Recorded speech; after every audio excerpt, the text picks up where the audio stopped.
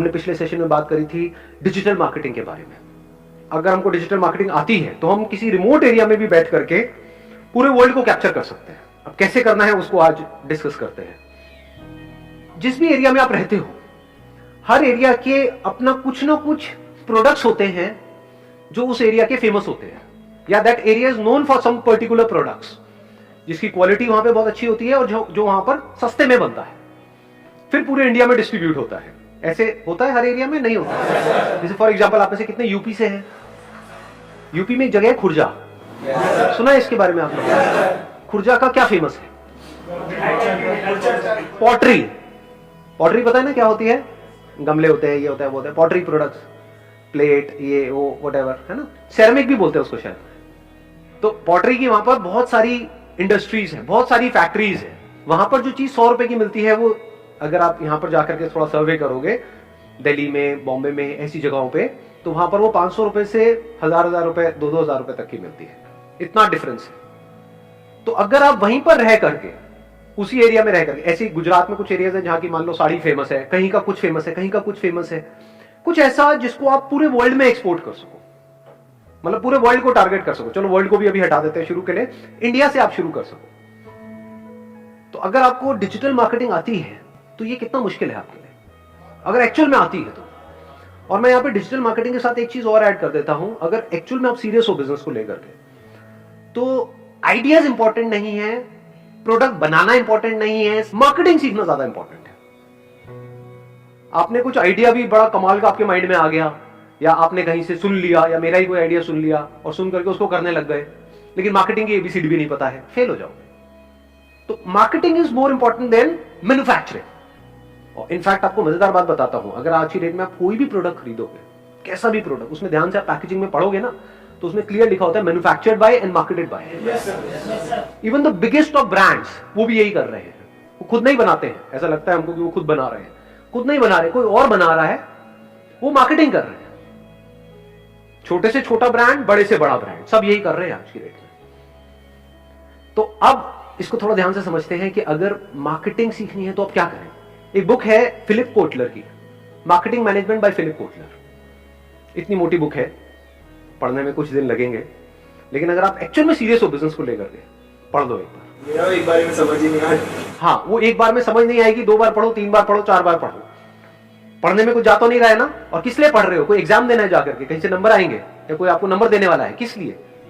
कि भाई बिजनेस करना है तो मार्केटिंग आनी ही चाहिए, आपका माइंड मार्केटिंग माइंड होना चाहिए। तो आप ऐसी ऐसी जगह पे बिजनेस देख लोगे, ऐसी छोटी मोटी जगहों पे जो सुनते ही आदमी कहेगा ये क्या है, ये कोई काम है, वहां पर भी आपको बड़े बड़े बिजनेसेस नजर आएंगे, अगर मार्केटिंग माइंड है तो। मार्केटिंग माइंड नहीं है तो बड़े से बड़ा भी आइडिया आपके सामने पड़ा होगा, आप उसको भी छोटा बना दोगे, छोटी सोच में फिट कर दोगे। मार्केटिंग से चीजें बड़ी होती है। तो ये बुक आपने ले ली, चाहे इसकी ई बुक ली, चाहे फिजिकल कॉपी ली, और इसको 2 बार पढ़ लिया, 3 बार पढ़ लिया, 4 बार पढ़ लिया, जब तक ये समझ ना आ जाए। अगर ये समझ नहीं आ रही तो बिजनेस मत करो ना, क्यों कर रहे हो?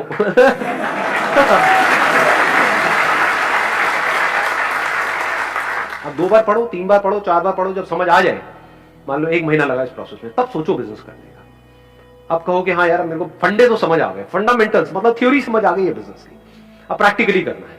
तो पहले आपने वो बुक पढ़ी, उसके बाद में डिजिटल मार्केटिंग को सीखा, अब वो भी आपको अच्छे से समझ आएगी, क्योंकि मार्केटिंग इज मार्केटिंग। समझ गए ना, बेसिक फंडामेंटल सेम है, बस मीडियम अलग है।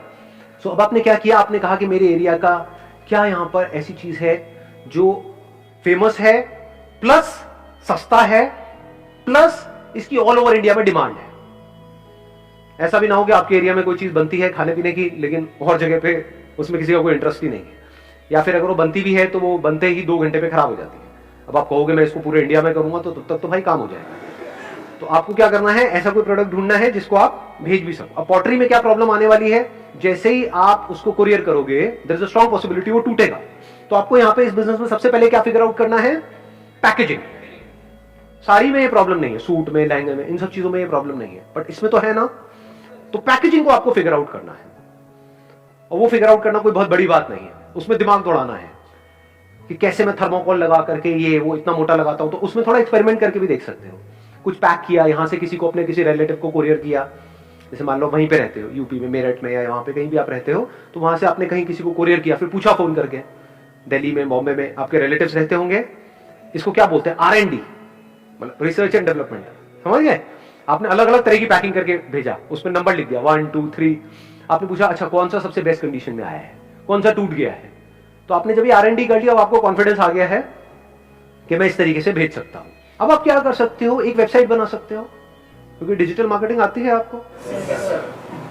अब देखना, ध्यान से समझना, दो तरह के बिजनेसेस होते हैं। एक होता है एक तरह का मॉल, जैसे फॉर एग्जांपल Amazon हो गया, फ्लिपकार्ट हो गया, वो एक तरह का शॉपिंग मॉल है जहां पे सब कुछ मिलता है। एक होते हैं स्टोर्स ऑनलाइन, जहां पे एक पर्टिकुलर नीश सेगमेंट को टारगेट किया जाता है। नीश होता है मतलब इतने बड़े में से छोटे से सेगमेंट में आप एक्सपर्ट बन गए। जैसे ये वाली वेबसाइट्स भी हैं, प्लस ग्रोसरी की भी वेबसाइट्स हैं। हाँ, जबकि वहां पे ग्रोसरी भी मिलती है, फिर भी ग्रोसरी की एक अलग वेबसाइट है। बच्चों के प्रोडक्ट्स भी वहां पर मिलते हैं, लेकिन बच्चों के प्रोडक्ट्स की कुछ वेबसाइट्स हैं जो बहुत सक्सेसफुल है। तो वो क्या हो गया, वो स्पेशलाइज्ड हो गए एक पर्टिकुलर एरिया में। तो आप भी कुछ ऐसे ही करने वाले हो। आपको क्या करना है, एक नीश को आपने पकड़ लिया। नीश क्या है, पॉटरी को पकड़ा फॉर एग्जाम्पल। अब आप इसको इस तरीके से देखो, पूरे इंडिया में कहीं भी किसी को भी इससे रिलेटेड कोई भी प्रोडक्ट चाहिए, इसी सेगमेंट में हजारों प्रोडक्ट्स आते हैं। कप प्लेट से लेकर के गमले होते हैं, वास होता है, कुछ शो पीसेस होते हैं, बहुत तरह के प्रोडक्ट्स हैं, हजारों प्रोडक्ट्स आते हैं। इसकी आपने अपनी एक वेबसाइट बना ली, इसमें कोई प्रॉब्लम है? क्या आप प्रोडक्ट खुद बना रहे हो? प्रोडक्ट्स ऐसे चुनो जो आपको पता है कि जिसकी क्वांटिटीज रेडिली अवेलेबल होती है। आ रही है पूरी बात, समझ में आ रही है? बिजनेस मॉडल समझ आ रहा है ना?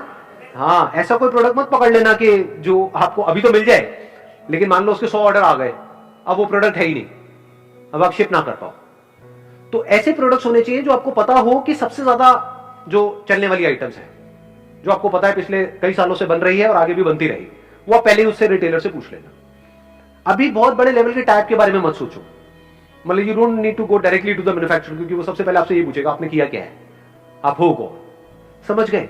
लेकिन उनके जो रिटेल आउटलेट्स हैं, वहां जो बंदे बैठे हैं, मान लो 2 4 5 साल से 10 साल से जॉब करते हैं, उनको पता तो सारा है कि क्या बिकता है क्या नहीं बिकता है। तो वहीं से आपने कुछ रिटेल में ही प्रोडक्ट्स परचेज कर लिए, समझ गए ना?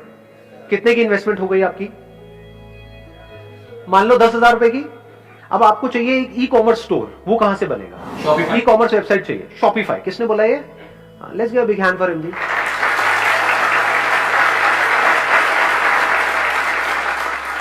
Shopify is the best platform अगर आपको अपनी वेबसाइट बनानी है या एक ई कॉमर्स स्टोर बनाना है। अब ध्यान से समझो शॉपिफाई का क्या बेनिफिट है, क्योंकि अगर आप किसी से वेबसाइट बनवाने निकल गए, ज्यादातर हम गलती क्या करेंगे, मेरा एक दोस्त है, इसने थोड़ी सी प्रोग्रामिंग सीखी है, मैं इससे बनवा लूंगा। आप भी मरोगे, वो भी मरेगा, वो वेबसाइट कभी तैयार ही नहीं होगी। बनाते रहो और उसके बाद इतने बग्स होंगे उसके अंदर, बग्स पता है ना? हाँ, इतने बग्स होंगे कि वेबसाइट चलेगी ही नहीं, रोते रहोगे बैठे बैठे। तो ये गलती कभी मत करो, इसमें एक तो टाइम भी आपका वेस्ट हो रहा है, प्लस कॉस्ट भी ज्यादा लगने वाली है किसी और से अगर आप बनवाओगे। शॉपिफाई में क्या हुआ, एक ऐसी वेबसाइट है जो अगर आप खुद बनवाने निकल जाते हो तो कम से कम उसमें पता है कितना खर्चा आएगा? जिस लेवल की वो वेबसाइट है, लाखों रुपए लगने वाले हैं। तो स्मार्ट वर्क करो ना, हार्ड वर्क क्यों कर रहे हो? हार्ड वर्क क्या है कि मैं खुद बनाऊंगा अपनी वेबसाइट। उस लेवल की वेबसाइट बनाने में आपको कई साल लगेंगे, प्लस लाखों रुपए लगने वाले हैं। तब भी पक्का नहीं है कि आपकी उस लेवल की वेबसाइट बन पाएगी या नहीं, क्योंकि उसके पीछे हजारों प्रोग्रामर्स काम कर रहे हैं।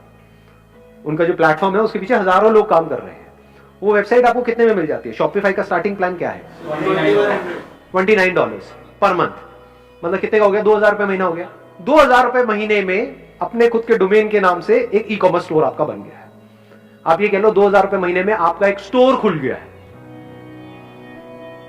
देखना, दो तरह के अलग अलग माइंडसेट हैं। एक माइंडसेट है टिपिकल जो आपके पेरेंट्स का होगा या जो पुरानी जो पिछली जो जनरेशन है उनका होगा। वो क्या होगा, अच्छा एक काम करना है, दुकान खोल लो।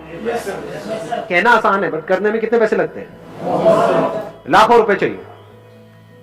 पहले उसका रेंट, फिर उसको बनवाना, इंटीरियर, ये वो, फिर स्टॉक करो, ये करो, पता नहीं क्या क्या। और प्लस वो स्टोर जो आपने खोल भी लिया किसी एक जगह पे, तो वो एक ही जगह पे तो है। मैं जिसकी बात कर रहा हूं ऑनलाइन स्टोर, वो किस जगह पर है? आप 2,000 रुपए महीने में पूरे वर्ल्ड में पहुंच चुके हो, यानी खुर्जा बैठे बैठे आप यूएस में भी प्रोडक्ट्स बेच सकते हो। आपको कुछ नहीं करना है, शॉपिफाई में वो सारे ऑप्शंस ऑलरेडी है कि अगर कोई यूएस से आएगा तो उसको वहां पर जो प्राइसिंग है वो डॉलर्स में दिखेगी। कोई यूके से आएगा तो उसको वहां की करेंसी में दिखेगी, यूरोप से आएगा तो वहां की करेंसी में दिखेगी, इंडिया से आएगा तो यहां की करेंसी में दिखेगी। ये सब ऑटोमेटिक होगा, आपको कुछ नहीं करना है, आपको सिर्फ वहां पे लिस्ट करते चले जाना है अपने प्रोडक्ट्स को। तो अगर आपने अपना एक ऐसा ई कॉमर्स स्टोर बना लिया, पहले आपने एक प्रोडक्ट ढूंढ लिया, ये प्रोडक्ट आपको समझ आ गया कि हाँ पूरे वर्ल्ड में पोटेंशियल तो है, लोगों को चाहिए ये प्रोडक्ट। एक तो तरीका है वो वहीं जा करके किसी स्टोर से खरीदे, एक है ऑनलाइन खरीदे। तो आपने अपना स्टोर बना दिया, उसका नाम रख दिया फॉर एग्जांपल potterybazaar.com। बाजार इसलिए क्योंकि बाजार is not just an Indian word, ये यूएस में भी लोग समझते हैं। तो नाम भी आपने ऐसा रखा जो इंटरनेशनली लोगों को समझ आए, मतलब इंडियंस को भी समझ आया, बाहर को भी समझ आया, सबको समझ आ गया। सो अब आपने क्या किया, अपना एक स्टोर बना लिया। उस स्टोर में आपने क्या किया, कुछ प्रोडक्ट्स खरीद लिए।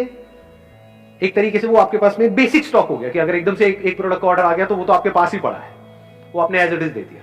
50 प्रोडक्ट भी लिया, ऑन एन एवरेज 200 रुपए की भी आपको कॉस्ट आई, तो कितने की इन्वेस्टमेंट हो गई? 10,000 की हो गई इन्वेस्टमेंट। ठीक है, तो 10,000 की आपने खुद इन्वेस्टमेंट कर दी। अभी क्यों कर रहे हो अपनी जेब से? ताकि जब आप जाओ किसी मैन्युफैक्चरर से मिलने तो उसको कोई दिखाने के लिए भी तो होना चाहिए ना, समझ गए? नहीं तो एकदम से आप उठ करके चले जाओगे, वो कहेगा अच्छा क्या करने वाले हो, ये करने वाला हूं, कहां है कुछ दिखाओ। ना आपके पास कोई वेबसाइट है, ना कोई स्टोर है, सिर्फ बातें हैं। तो आपने अपना स्टोर बना लिया 10,000 रुपए में, और प्लस 2,000 रुपए महीना आपका वहां पे उसको आपको शॉपिफाई वालों को देना। आपका स्टोर तैयार है, आपका अपना डोमेन नेम से। अब आप एक ई कॉमर्स स्टोर के ओनर हो। अब उस विजिटिंग कार्ड के साथ अगर आप जाते हो, क्योंकि वो लोग ट्रेडिशनल टाइप के हैं, ये जो मैन्युफैक्चरिंग वाले हैं ना, इनके लिए ऑनलाइन एक स्टोर होना अपने आप में बहुत बड़ी बात है। उनके लिए क्या है कि आपने एक स्टोर बनवाया है, ऑनलाइन वेबसाइट बनवाई है लाखों रुपए खर्च के। अब आप दोनों एक लेवल पे हो, बात करने के लिए एक लेवल पे आना जरूरी है ना। पहले अपने माइंड में पहले एक लेवल पे आ जाओ, बाद में उनके सामने एक लेवल पे आओगे। ध्यान से समझना मेरी इस बात को, ये मैं बता रहा हूं। जब तक आपके खुद के माइंड में आपकी वैल्यू नहीं बढ़ेगी, सामने वाला आपकी वैल्यू नहीं करेगा।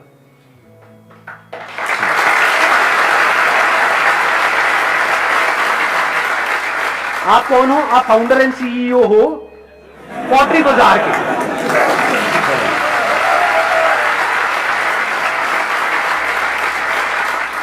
आप अपने ही उसमें उनके प्रोडक्ट्स को इंटीग्रेट करके आप सब कुछ करोगे। आप उनसे प्रोडक्ट्स खरीद रहे हो, उनको उनके पैसे दे रहे हो। कब खरीद रहे हो? जब बिक रहा है। जैसे जैसे आपका स्टोर बनता चला जा रहा है, मानो 10-20 हजार रुपए में आपका स्टोर पूरा तैयार हो गया। अब आ जाता है इसकी मार्केटिंग कैसे करनी। इसीलिए मैंने कहा पहले marketing management by Philip Kotler पढ़ो, फिर डिजिटल मार्केटिंग सीखो, फिर ये सब करो।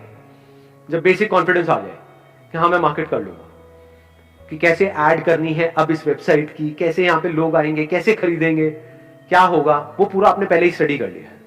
प्लस आप क्या कर सकते हो, ये तो हो गई आपकी अपनी वेबसाइट। अब आपके पास अपनी वेबसाइट है तो अब आप Amazon को, फ्लिपकार्ट को भी अप्रोच कर सकते हो।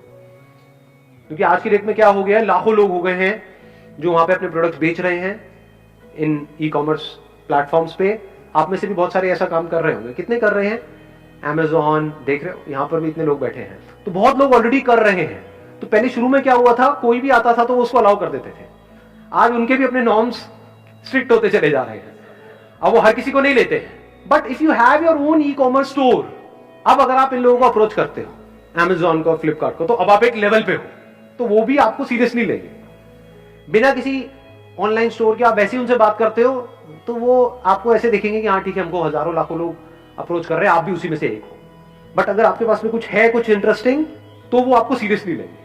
आप समझे मैंने क्या बोला है? तो आप खुद भी डायरेक्टली भी कर रहे हो अपनी वेबसाइट के थ्रू पूरे वर्ल्ड में, प्लस इनके थ्रू भी कर रहे हो।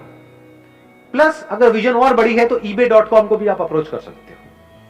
उनकी दो तरह की वेबसाइट है, एक .com है, एक .in है। .in मतलब इंडिया के लिए हो गई, .com मतलब अगर उस पर आपका प्रोडक्ट लिस्ट हो गया तो आप यहीं बैठे बैठे, मतलब खुर्जा में बैठे बैठे आप यूएस की मार्केट को भी कैप्चर कर सकते हो, जहां पे वो लोग डॉलर्स में पे करेंगे। और उनके लिए अगर उनको चीज समझ आती है तो पैसे मायने नहीं रखते हैं। अगर एक प्रोडक्ट आपको मान लो $1 का पड़ रहा है और वो आपने $10-20 का भी बेच रहे हो तो कोई बड़ी बात नहीं है। और कितना बिक सकता है उसकी कोई अपर लिमिट है ही नहीं। और ये सब जो मैं कह रहा हूं ना, ये मत समझना ये सब थियोरेटिकल है, लोग ऐसा कर रहे हैं। बहुत लोग इंडिया में ऑलरेडी ऐसा कर रहे हैं, लेकिन किसी को पता नहीं है, क्योंकि कोई किसी को बताता नहीं है। ये सारे पत्ते खुल रहे हैं अभी यहाँ। ये सारी इंफॉर्मेशन अंदर की जो है ना, ये इनसाइड इंफॉर्मेशन है, ये लीक हो रही है।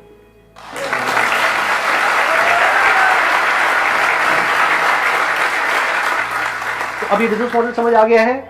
आपका एक स्टोर बन गया potterybazaar.com और प्लस आपके और स्टोर्स खुल गए हैं और अलग अलग ई कॉमर्स जो पॉपुलर जो वेबसाइट्स हैं जो बहुत बड़े लेवल पे ऑपरेट कर रही है, वहां पर भी एडवर्टाइजिंग के ऑप्शंस होते हैं कि जैसे ही वहां पे कोई मान लो कप प्लेट सर्च करेगा तो वहां पर भी Amazon पे भी ऐड कर सकते हैं। एक है नॉर्मल लिस्टिंग में आ रही है क्योंकि जैसे कोई कप प्लेट वहां पे सर्च करेगा हजारों प्रोडक्ट्स आ जाएंगे, तो वहां पर भी आपको टॉप पे आना है क्योंकि ई कॉमर्स का सीधा सा फंडा है, जो दिखता है वो बिकता है, इसको याद रखना। अगर आपका जो प्रोडक्ट है वो मान लो 100वें पेज पर है तो किसी को नहीं पता जंगल में मोर नाचा किसने देखा, किसी ने नहीं देखा।